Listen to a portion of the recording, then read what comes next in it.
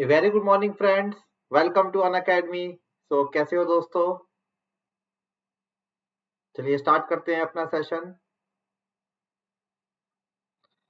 तो मैं आपका दोस्त ऐश्वर्य पढ़ाता हूं आपको गेट ईएससी के लिए। I have done my MTech from IIT Delhi and BTech from Jamia Millia Islamia. 4 times I have qualified GATE with my best AIR 226 और मेरे पास है 6 से ज्यादा सालों का टीचिंग एक्सपीरियंस एंड 2 सालों का इंडस्ट्रियल एक्सपीरियंस। और ये वो सब्जेक्ट्स है जो मैं लेता हूँ आप लोगों के Unacademy official YouTube channel Unacademy plus as well as on Unacademy special classes. Theory of structure, RCC, geo technical engineering and strength of materials. और ये है दोस्तों वो मजेदार कोड जो दिलाता है आपको 10% of on Unacademy plus subscription. और ये कोड आपका सिर्फ गेट ईएससी में तो वैलिड है ही, इसके अलावा कोई भी ब्रांच में, कोई भी कंपटीशन साइड में अगर आपने कोई भी प्लस सब्सक्रिप्शन लेना है आपके फ्रेंड्स ने, आपके रिलेटिव्स ने, then you can also promote this code. Now question is why do we need Unacademy plus subscription? Unacademy plus subscription में आप लोगों को मिलती है daily live classes, crash courses, weekly test, doubt solving session which is very very important. दोनों ही languages में आपके कोर्सेज ओपन है और rank improvement batches are also here. और इतने से भी अगर आपको लगता है कि you need something else, then my dear friend you can upgrade your plus subscription into iconic subscription, जिसके अंदर आपको प्लस के सारे फीचर्स तो मिलते ही हैं, इसके अलावा आपको असाइन किया जाता है एक पर्सनल कोच, एक study planner, study booster sessions यहाँ पे रखे जाते हैं और आपके टेस्ट का पर्सनलाइज्ड एनालिसिस होता है जिसके पर आपको बताया जाता है कि आपके कौन कौन से एरियाज वीक हैं एंड कौन कौन से एरियाज स्ट्रॉन्ग हैं। और आपको मिलते हैं specialised notes with some practice sets. So all these are the benefits of Unacademy Plus subscription as well as Iconic subscription. Okay, so कह सकते हो कि Plus is the subset of Iconic और Iconic is the superset of Plus subscription. Okay, so now what do we have for you at free of cost at Unacademy Gate CE? So these many batches are already running, my dear friends. Regular batch, laminar batch, revision batch, ये सब अभी आपका चल रहा है।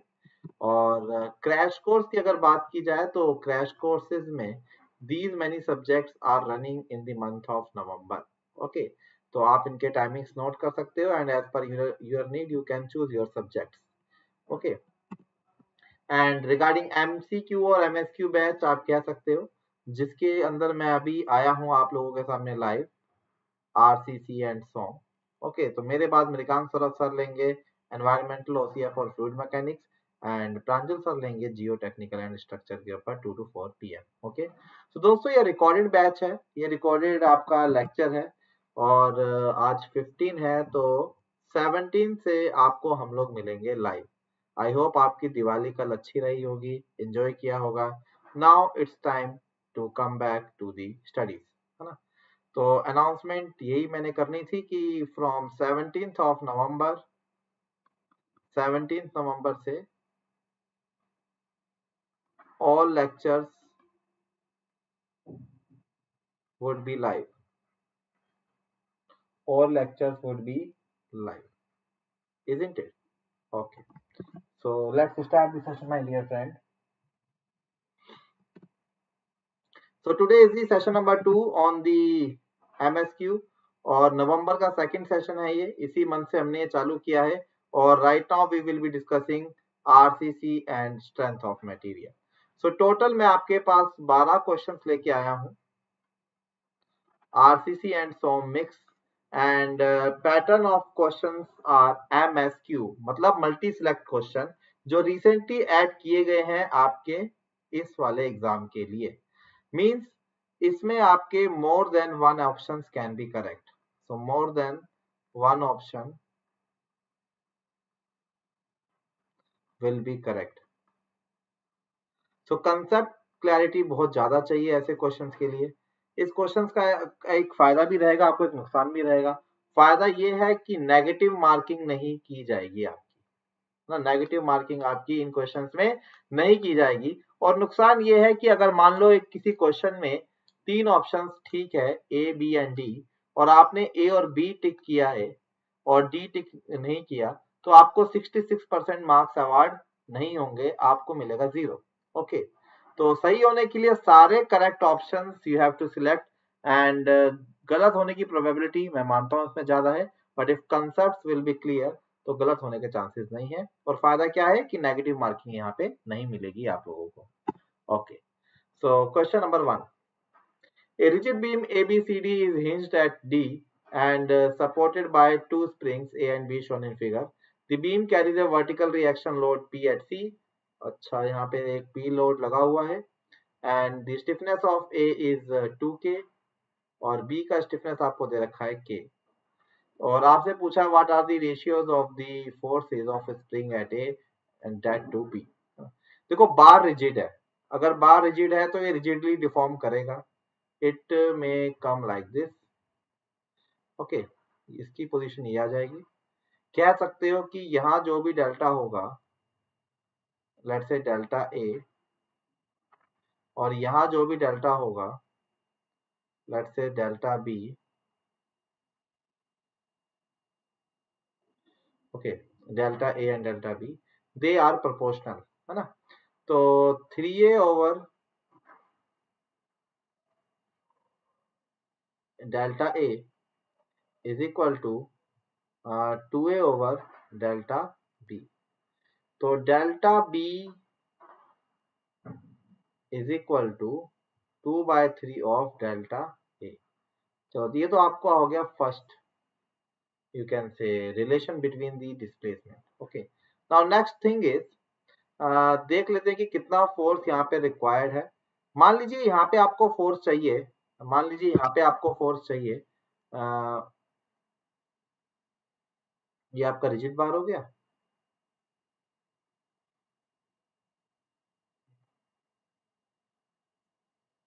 ये आपका hinge support हो गया, यहाँ आपने टांग दिया P, और इधर आपका लग रहा है let's say F1,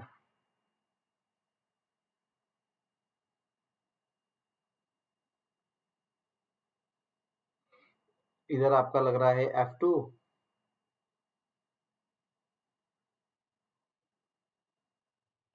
okay, so first of all from the equilibrium condition my dear friend, आप F1 F2 में रिलेशन निकाल सकते हो। You can write here that F1 into 3a, F1 into 3a plus F2 into 2a is equal to P into A. तो 3F1 plus 2F2 is equal to P. This is the first relation. Second relation कह लीजिए, है ना। और आप यहाँ क्या कह सकते हो that if F1 here is going to be equal to K into delta and F2 here is equal to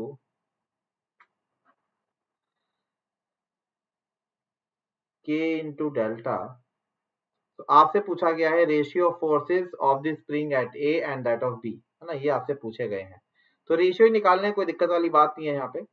तो रेशियोज कितने कितने होंगे यहाँ पे, इसकी भी इनफैक्ट जरूरत नहीं थी आपको। तो रेशियोज कितने कितने होंगे यहाँ पे, रेशियोज होंगे F1 over F2 is equal to 2 delta A over delta B, and delta A over delta B, delta A over delta B is 2/3, delta A by delta 3 is 3/2. So this 2 into 3/2 is the ratio of the forces. So FA over FB is equal to 3. So the correct is 3. अच्छा, भले ही MCQ question है but in sessions के अंदर हम लोग NAT questions भी रखेंगे। एनएटी क्वेश्चंस मतलब न्यूमेरिकल एबिलिटी टेस्ट वाले क्वेश्चंस भी हम लोग यहाँ पे आपको करवाएंगे। Is it clear, is it clear to all my dear friends? Okay, चलिए बढ़ते हैं आगे क्वेश्चन नंबर 2 की तरफ। सो लिस्ट 1 और लिस्ट 2 आपको दे रखा है and you have to select the correctly matched options. ठीक है, आपको करेक्टली मैच्ड ऑप्शंस यहाँ पे बताने हैं। ठीक है, रिकॉर्डेड सेशन है तो वेट तो कर नहीं पाऊंगा। आप क्या कर सकते हो, आप अपने वीडियो को पॉज करके खुद अटेम्प्ट दे सकते हो और फिर आप वीडियो को प्ले कर लेना, ठीक है, क्योंकि रिकॉर्डेड में वेट करूंगा तो कोई मतलब नहीं है, ठीक है। तो आप अपने टाइम के हिसाब से जितना टाइम आपको चाहिए उतना लेके उतनी देर बाद वीडियो को प्ले कर लेना, क्लियर है। तो see here my dear friends, tenacity बोलते हैं ultimate strength in the tension, so this is correctly matched, this is correctly matched, okay। Plasticity बोलते हैं continuous deformation without much increase in the stress. Plastic होती है ना आपकी, plastic जो घर पे देखते हो, उसको आप एक कांस्टेंट स्ट्रेस पे रखो, खिंचती चली जाएगी, है ना, that is continuous deformation, so this is also correct। Ductility, ductility आपका होता है ability to be drawn out by tension to a small section without rupture, है ना, जैसे वायर आप लोग निकालते हो, ठीक है, दैट इज डक्टाइल मटेरियल, सही है। और मेलिबिलिटी होता है आपका extension in a direction without rupture, मतलब ability to beaten into the thin sheet, पतली शीट में जब आप इसको थिन कर देते हो, so that is actually your malleability. So C should be 4 but here C is 3 and D should be 3 and here D is 4, so these two are not correctly matched, so in this question I would say only A and B options are correct। सिर्फ दो ही option correct होंगे, कौन से, A और B। Is it clear? चलिए next is question number 3। Question number 3, a simply supported beam is subjected to couple somewhere in the span, it would produce a rectangular shear force diagram, a parabolic bending moment diagram, both positive and negative bending moment which are maximum at the point of application of the couple, or none of these, okay। तो बना लेते हैं इसको। एक simply supported beam है मेरे पास,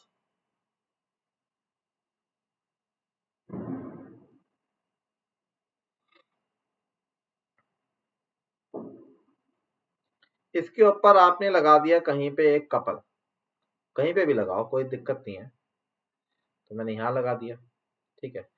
तो इसके कारण जब आप रिएक्शन देखोगे, it would B m by l if l is the length of this beam, and it would be negative m by l pulling m by l। और इसके लिए अगर आप BMD बनाते हो तो it's BMD would be how much,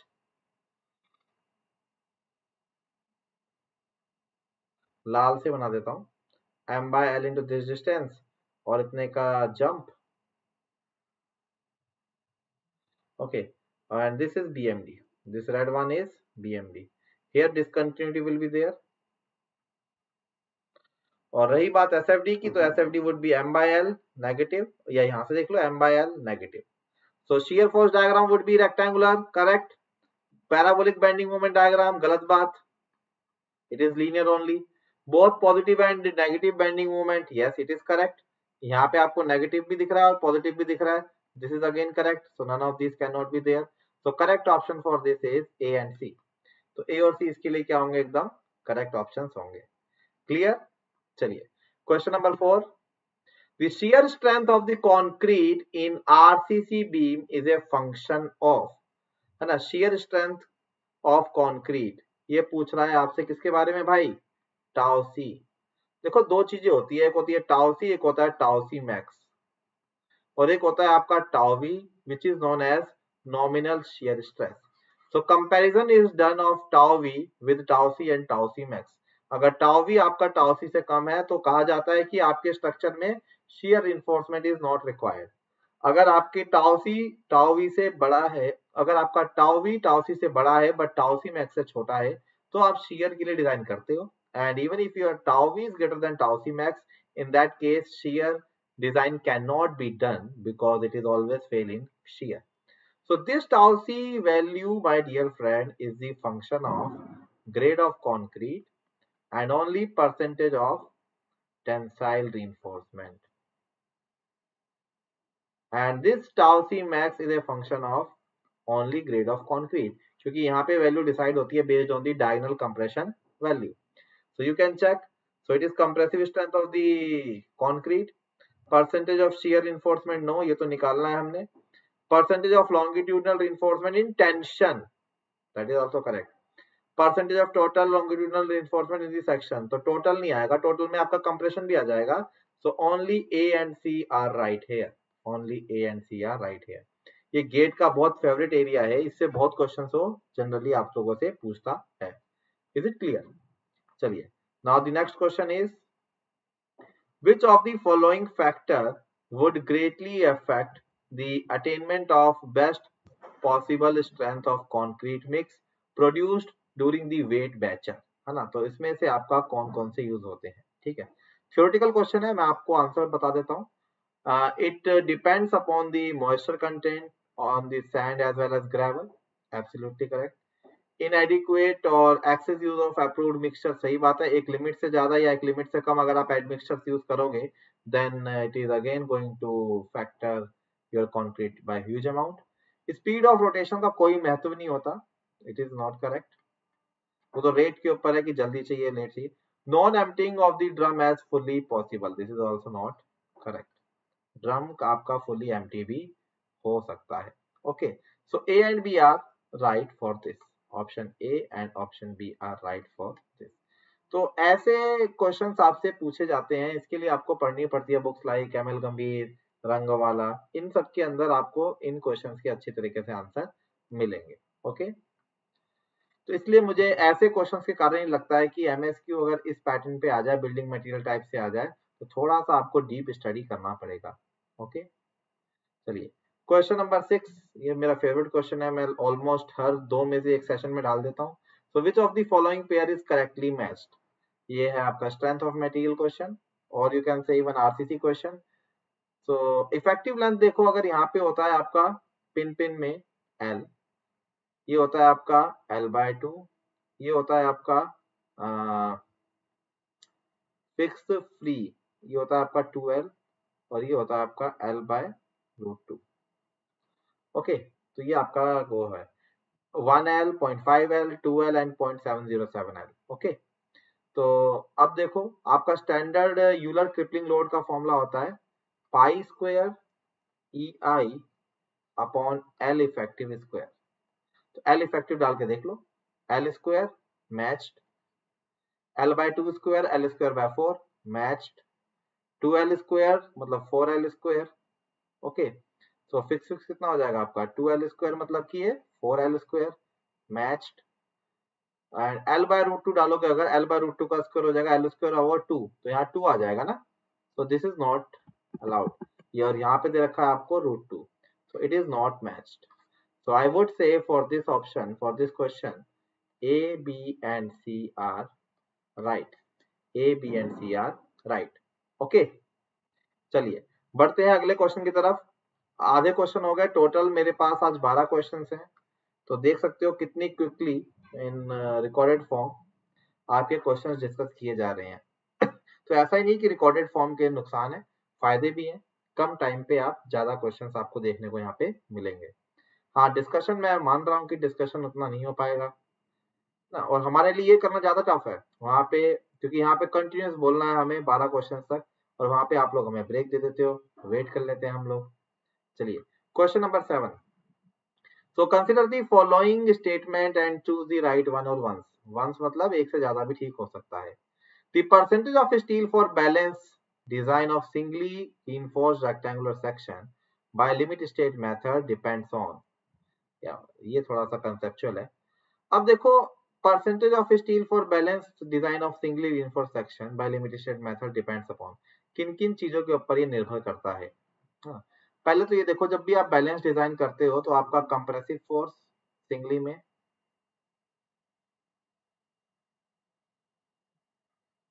होता है बराबर किसके 0.87 Fy इंटू AST, है ना. तो परसेंटेज कितना हो गया 0.36 FC के divided by 0.87 Fy is equal to AST upon PD. so this is somewhat percentage fraction, you can say into 100 कर दोगे तो परसेंटेज आ जाएगा. तो किन किन के ऊपर डिपेंड कर रहा है देखते जाओ. Characteristic strength of concrete, okay, yield strength of concrete, sorry, yield strength of steel, modulus of elasticity का कहीं जिक्र है नहीं, so not required. And geometry of the section. So this thing B भी आएगा ना यहाँ पे, so B और ये K, so all these things are also depending upon the geometry of the section. So I would say A, B and D. क्योंकि सोचो ना, अगर ये रेक्टेंगुलर बीम की जगह ट्रायंगुलर बीम हो, सर्कुलर बीम हो, तो आपके expressions will get change. Although you are not finding any direct, you can say, effect of geometry, but due to this geometry only, rectangular geometry only, this expression is coming out, isn't it? So indirectly it is also depending upon the direct geometry of the section. Modulus of elasticity के ऊपर ये based नहीं होगा. So correct option would be A, B and D, isn't it? So next is question number 8. A column base is subjected to a moment. Okay, if the intensity of the bearing pressure due to axial load is equal to the stresses due to the movement, then the bearing pressure between the base and the concrete is. अच्छा, एक column base है जो सिर्फ moment से में subjected है. मान लो ये आपका कॉलम बेस है और यहाँ आपने लगा रखा है कुछ मोमेंट.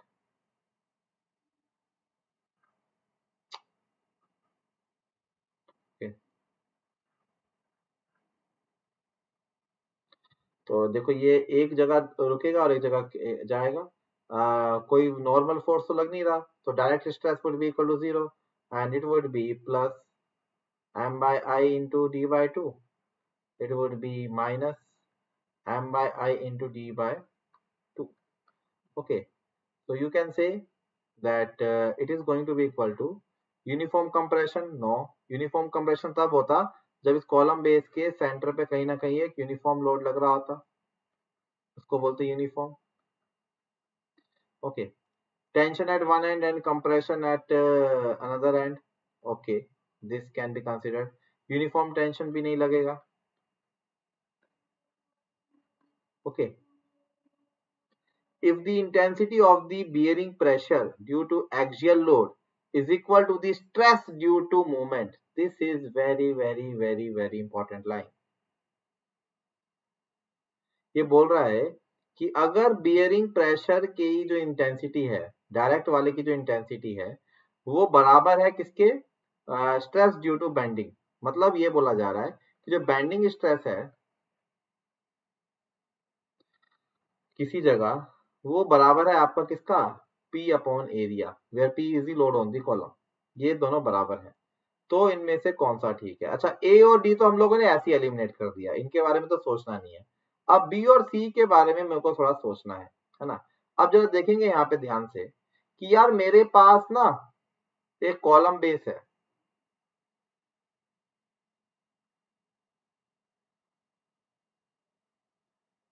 इसके ऊपर एक तो लग रहा है मेरे पास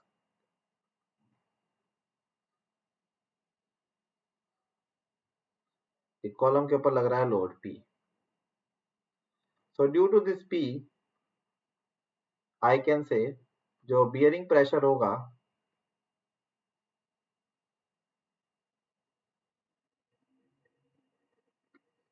that would B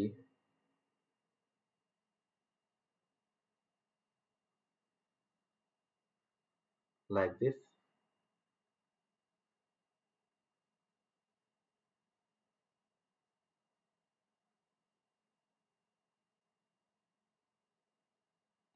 Okay, so it is P over area.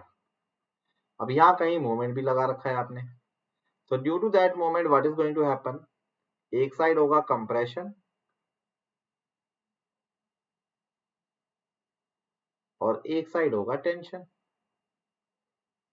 ये मान लो हो गया कंप्रेशन और ये मान लो हो गया tension.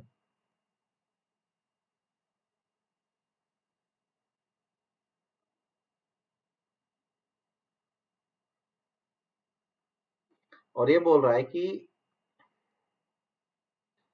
This m upon I into d by 2 and this are same, है ना. तो यहाँ तो ये डबल हो गया, यहाँ तो ये डबल हो गया, बट यहाँ ये क्या हो गया, कैंसिल हो गया. This is negative and this is positive. So अगर आप इन दोनों को जोड़ दोगे तो आपका फाइनल जो स्ट्रेस डायग्राम बनेगा my dear friends, that would be simply how much, अगर इन दोनों को सुपर पोजिशन करके आपको ये मिलता है,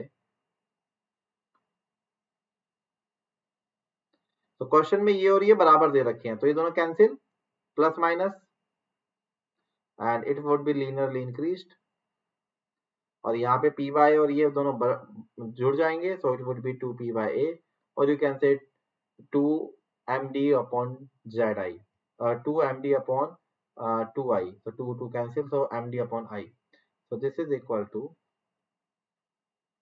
so you can see it is zero intensity at one end and it is continuously in compression other, so therefore my dear friend, option B, it is zero at one end and compression at the other end. अगर magnitude पूछा था वो भी बता देते कि double होगा किसका, डायरेक्ट कंप्रेशन का, डायरेक्ट आपके यूनिफॉर्म कंप्रेशन का डबल होगा. Is it clear? So I would say that only option B. तो दोस्तों ये जरूरी नहीं है कि अगर एमएसक्यू क्वेश्चन आपके सामने आया है तो उसका सिंगल आंसर करेक्ट नहीं हो सकता है ना, चांसेस कम है, बट ऐसा भी हो सकता है कि एमएसक्यू के नाम पे only one option can be correct. So be even prepared for that. Okay, be even prepared for that. Clear? Question number 9. The specified span to depth ratio of beam satisfying the limit of vertical deflection R for span up to 10 meter. बिल्कुल सही बात है. R for span up to 10 meter. सही बात है. जो आप बोलते हो ना L by D, it is equal to A. A can be 7, A can be 20 or A can be 26.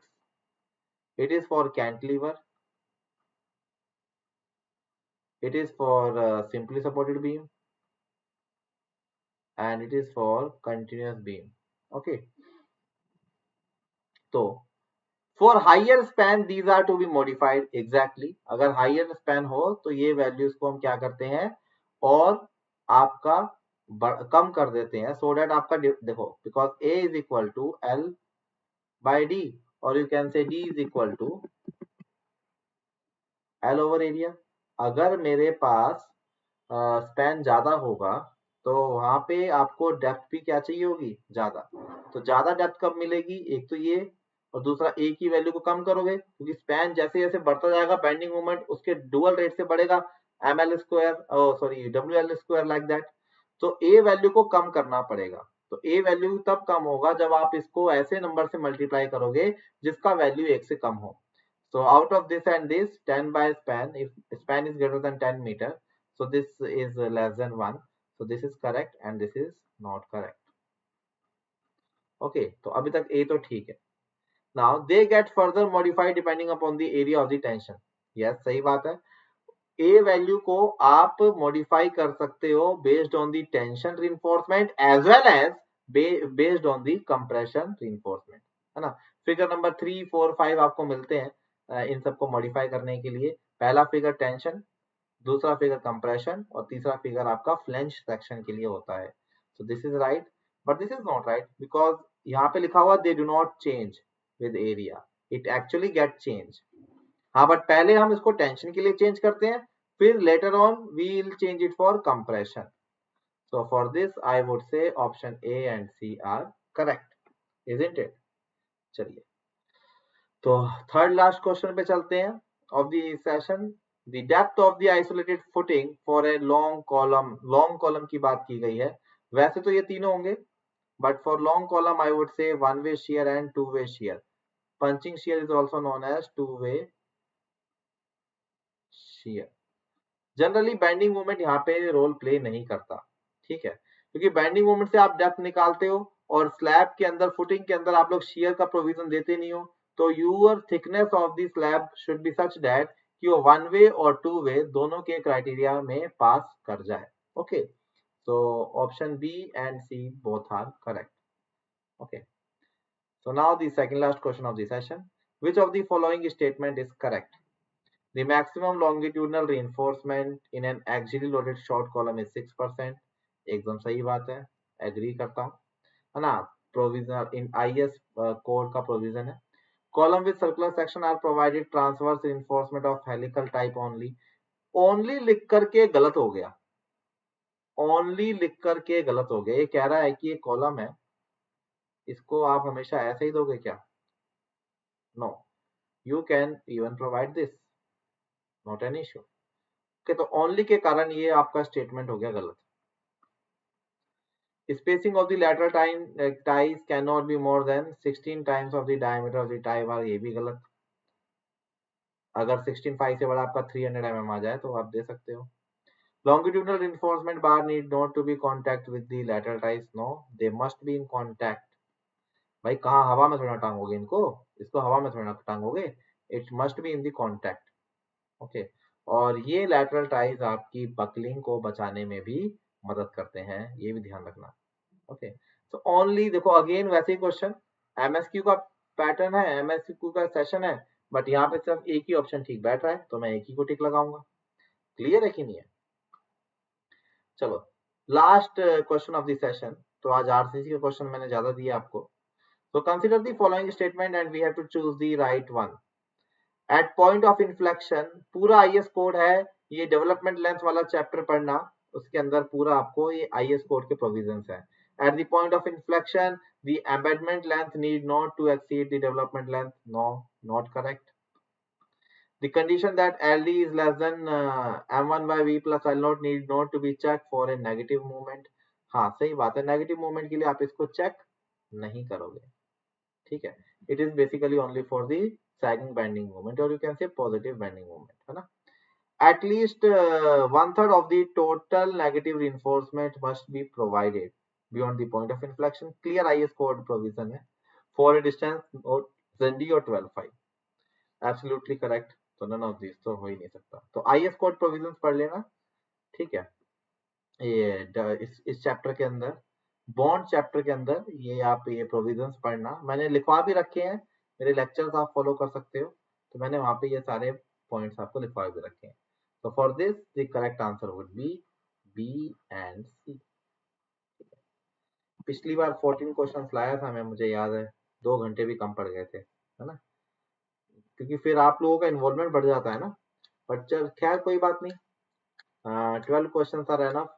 तो अगले हफ्ते लाऊंगा और अच्छे अच्छे क्वेश्चंस आप लोगों के साथ, थोड़े मैथमेटिकल क्वेश्चंस पुट अप करने की कोशिश करूंगा। इस बार भी करता, बट मुझे पता था कि रिकॉर्डिंग करनी है इस बार इसकी, तो I provided you this theoretical question. क्योंकि न्यूमेरिकल क्वेश्चंस में अगर मैं अवेलेबल नहीं रहूंगा तो आपको थोड़ा दुख होगा, बट थियोरेटिकल क्वेश्चंस मुझे पता है कि आप आंसर से भी काफी कुछ जज कर ले जाओगे, इजंट इट। चलो दोस्तों यहीं तक रहने देते अपना सेशन, ठीक है, मिलते हैं जल्दी लाइव, और नेक्स्ट सेशन तो संडे को ही होगा, बट मेरी नेक्स्ट क्लास चल रहा है crash course Monday to Saturday, mechanics Monday to Friday, you can watch me there. और from 26th of November you can also watch me live on Unacademy Plus for RCC. Okay, चलिए, and this is some of our favorite or you can say hit list at Unacademy Gate CE, और इससे ज्यादा playlist पे अभी हम लोग काम कर रहे हैं, है ना। और ये है सब्सक्रिप्शन चार्जेस हमारे, जैसे कि मैंने आपको कहा था कि मैं लास्ट में बताऊंगा। For 1 year subscription my dear friend, after applying faculty code you have to pay this much, और 1.5 year after applying this S10 you have to pay this much, for 2 year subscription after applying S10 you have to pay this much, 39,600, है ना। Economical है, reasonable है, ऐसा नहीं है कि हम लोग छोटे सब्सक्रिप्शन नहीं देते। 1 year 3 month 6 month 1 month 3 month 6 month ये सब्सक्रिप्शन भी अवेलेबल है, बट मैं प्रिफर करता हूँ कि अगर कोई चीज में आप पार्टिसिपेट कर रहे हो तो अच्छे से करो। So at least 1 year subscription must be there. हाँ, अगर आज सब्सक्रिप्शन खरीदना है और सिर्फ 2 महीने बाद एग्जाम देना है, फिर कभी जीवन में एग्जाम ही नहीं देना, in that case you can even go for 2 or 3 month subscription. But generally आपको बताऊं कि जो भी लोग सेकंड ईयर थर्ड ईयर के स्टूडेंट्स हैं उनके लिए तो मस्ट है 2 year सब्सक्रिप्शन, और जो फोर्थ ईयर में गए हैं they can go with 18 month subscription. Okay, और आइकॉनिक जैसा कि मैंने आपको बताया था कि यहाँ पे थोड़ा सा पर्सनल अटेंशन आप लोगों को ज्यादा दिया जाता है, एजुकेटर का वर्कलोड थोड़ा सा बढ़ जाता है। So here you have to pay 45,225 okay for 1 year and 66,600 for 2 year subscription. Okay, तो आप ज्वाइन कर सकते हो मेरे को टेलीग्राम, सॉरी अनअकैडमी पे मेरे को फॉलो कर लीजिए। So @Sharma Aishwarya 1049, and this is our official Telegram channel. Notes वगैरह मैं ऐसे में डालता हूँ, और ये वो चैनल है जहाँ पे आप अभी मुझे देख रहे हो लाइव, अन अकेडमी गेट सीई। और चैनल नहीं सब्सक्राइब किया अभी तक आपने तो सब्सक्राइब जरूर कर लेना दोस्तों। Thanks a lot, thank you, stay safe, don't go outside if it is not required. और बहुत बहुत बधाई, विशिंग आपको गोवर्धन की। Bye, take care.